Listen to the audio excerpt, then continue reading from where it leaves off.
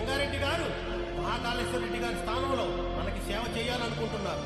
బ్రహ్మసముద్రం నియోజకవర్గంలోనే కాదు, తెలుగు రాష్ట్రాల్లో ఆయన తెలియని వారే ఉండరు.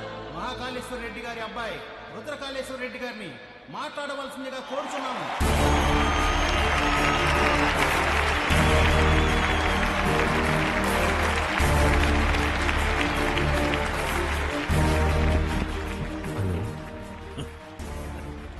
మీ ఫోన్ మాట్లాడుతున్నాడా?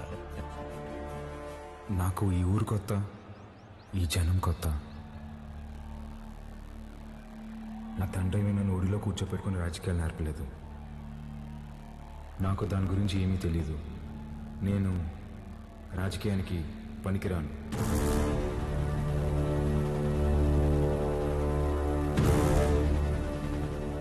మహాకాళేశ్వర రెడ్డి గారికి బాగా దగ్గరగా పెరిగిన వ్యక్తి చంగారెడ్డి గారు.